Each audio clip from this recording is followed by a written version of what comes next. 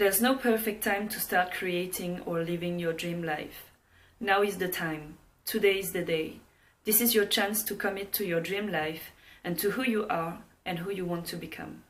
Au bout de 5 ans de vie à Paris, je m'étais rendu compte que je m'étais installée dans la routine métro, boulot, dodo. Donc du lundi au vendredi, j'étais au travail de 10h à 19h. Ensuite le soir, je rentrais, je faisais les courses, je cuisinais. Puis bien souvent, je me lançais dans une petite activité pour me donner l'impression que j'avais pris du temps pour moi et que j'avais fait quelque chose de spécial dans ma journée. Donc ça pouvait être lire, écrire, dessiner, faire du crochet.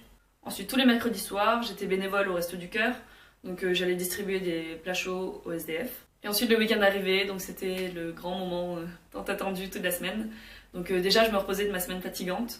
Ensuite, j'allais voir mes amis, j'allais faire du sport. Donc mes semaines étaient très millimétrées et au final, elles défilaient mais se ressemblaient. Et toute l'année, donc j'attendais que l'été arrive pour pouvoir partir en vacances et me détendre. Et alors loin du travail, du stress, de la routine, c'était vraiment les seuls moments où je me sentais vraiment libre, apaisée et vivante. Et le reste de l'année, je considère que j'étais comme un robot qui avait été programmé pour respecter un emploi du temps bien millimétré et des tâches prédéfinies. Et puis j'ai pris conscience. J'ai pris conscience que je profitais pas vraiment du temps de vie qui m'était offert, du moins pas comme je voulais le faire.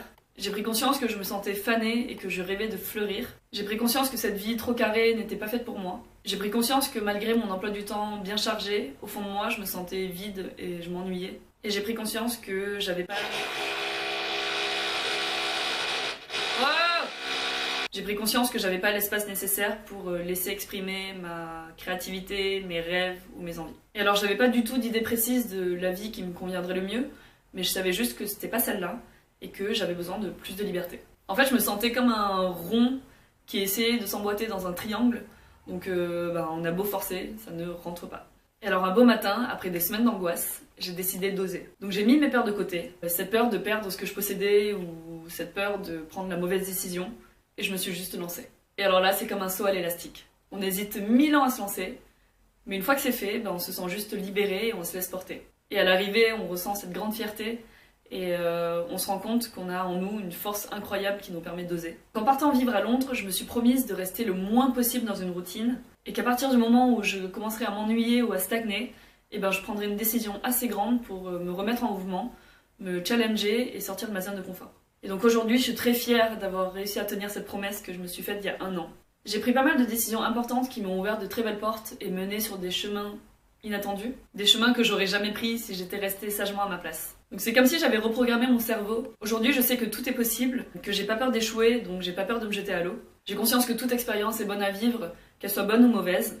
Dans tous les cas, on a une leçon à en tirer. Et ouais, maintenant je me fais confiance et je fais confiance en la vie. J'ai développé mon intuition et je sais aller vers ce qui est bon pour moi. Et alors je sais qu'il est parfois plus simple et confortable de rester dans une situation qui ne nous plaît pas forcément.